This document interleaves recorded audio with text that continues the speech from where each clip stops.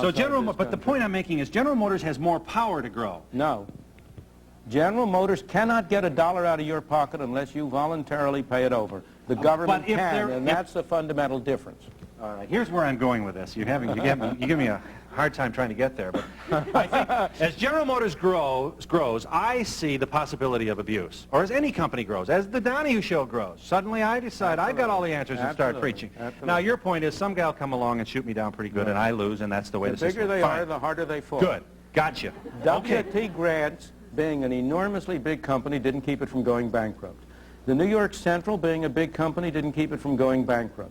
Chrysler Corporation may be the third automobile company, but it's a $13 billion company. It's one of the biggest companies in this country. That isn't going to keep it from going bankrupt. Here's the killer, though. When somebody does come along with a better mousetrap,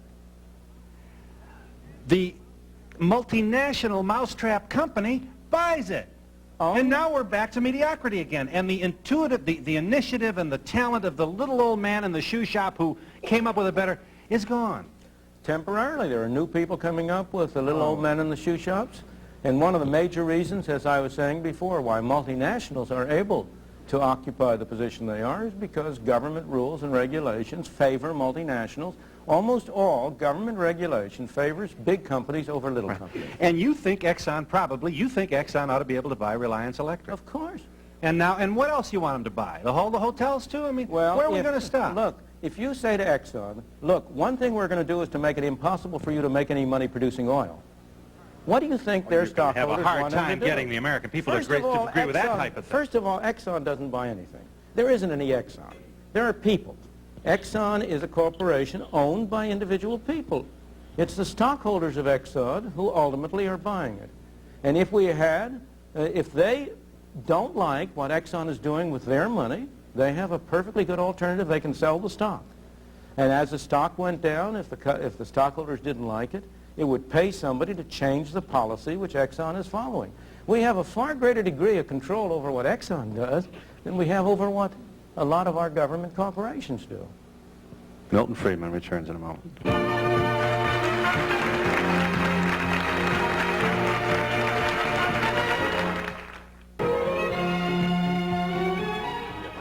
Dr. Friedman, you've spoken a lot today about corporations. What does the average citizen do to help the inflation or to fight it? There is nothing the individual citizen can do to help or fight inflation in his personal behavior. All attempts to tell you it's the consumer who's doing, the wasteful consumer who's producing inflation is an attempt by the government to shift the blame to somebody else. As a citizen, you can do a great deal. As a citizen, you can exercise your influence on your congressman at the elections to try to elect people who are committed to cutting government spending. As you may know, a group of us have been working for a long time on constitutional amendments to set a limit to total spending. Such amendments have now been passed in 5 states. We're working on a federal amendment, an amendment of the federal Constitution that would give the federal government a budget. I think the most important single step that can be taken to stop inflation is to cut down government spending. And you can play a role in that. Your personal life, you cannot do a thing, and don't let anybody kid you. Mm-hmm. Yes. I worked for Sears for 2.5 years, and every day I went past a little board that said Kmart 31, Sears 19, 21. And I was just wondering, what happened? What do you mean, the price of the stock? Yeah. Yeah, they quoted it, and it was just, I know, I've seen it all the time. And I was in profit sharing, and I kind of started to wonder, with all Sears pushing to sell and to produce and just to be marvelous, what happened? Why is Kmart? Why is Kmart? I'm not a business expert. I don't know why Kmart went ahead of Sears. If I knew that, I'd be in a different business. All I know is that they managed to appeal to the consumer. They made better decisions about what products to sell than Sears did. Now, who was responsible or why? You'd have to be an expert.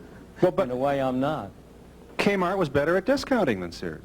Well, fine. That's what consumers wanted. Fine. Then they served the consumer. Didn't when Sears decided that it would approach or broach the issue of the arena of discounting, their sales shot up. Well, they still but their profits diminished. I don't know anything about the details. For all I know, Sears is streamlined. It's going to go and beat Kmart. I don't have the slightest idea. Let the market decide. The oil-rich Arabs are buying an awful lot of businesses in this country and farmland and things. Do you think it'd be wise for this country to institute law like Mexico did in the 50s and 60s, where it required that any company and land had to be at least over 50% owned by residents of the country?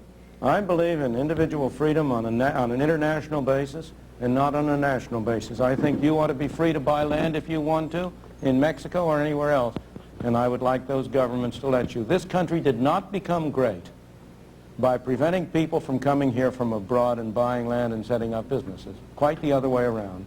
And the reason we are making it so advantageous for them to buy here is because we're following such silly, counterproductive policies. Didn't it do a lot of damage in Mexico, though, when it did much more damage to were Mexico when they nationalized the oil industry.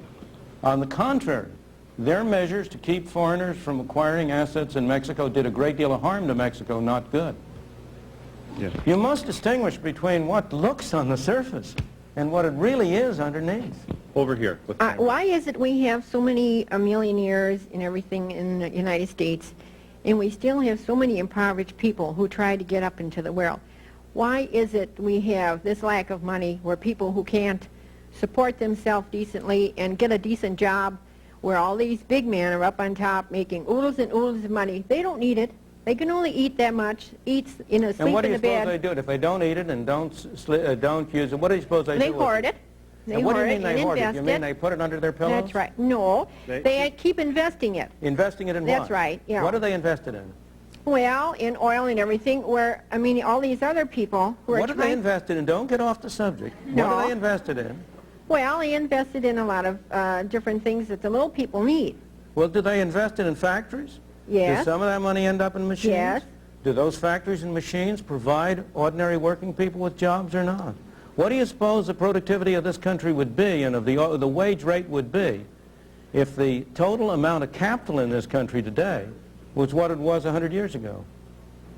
Where do you suppose the improvements in productivity come from except from the investment by people of their savings? But let me go to your fundamental question. First place, nirvana is not for this world. There is no paradise. Of course we've got a lot of people who are poorly off, but if you look at it over time, if you get a sense of proportion, the well-being of ordinary people has been the main thing that has been improved by economic progress and economic growth and development. And most residual hard cases of poverty today are the result, again, of a failure of government. Why do we have a black teenage unemployment rate in 30 to 40%? Because of two failures of government. One, a failure to provide decent schooling, which is a governmental responsibility. Has been, whether it should be or not, it has been. And second, because of a minimum wage rate, which prevents those kids who haven't had decent schooling from getting jobs at low pay at which they can earn the skills on the jobs that would enable them to rise to higher pay. If you look at the sources of poverty, you will find most of them are derived from what I regard as wrong-headed government policies. Well, I'm trying to look ahead because I'm almost going to retire. Yes? And it's pretty Social hard Security making is it a go very- now before, you retire. You're covering a lot of issues here. I might say, if Phil will pardon me, I'm going to cover all of these issues. Yeah, Much please, more let's get this plug in, because it is an important program, which is, that's all I need is, I've this been one is going to involved for the compete now last- with Guess Who? He's got his own TV show. I mean, I'm not insecure enough. This is on PBS, and your first show is in January. Isn't it? January 11th, there will be 10 one-hour shows covering all of these issues in considerable depth, half-hour documentary, half-hour studio discussion with people from the other side. I may say we invited Ralph Nader, but I don't believe he's accepted. Just before we break here, and we have to, I want to make sure I understand you. Because the government sets a minimum wage, what does McDonald's do? McDonald's? It can't hire as many teenagers. It improves its capital equipment to serve.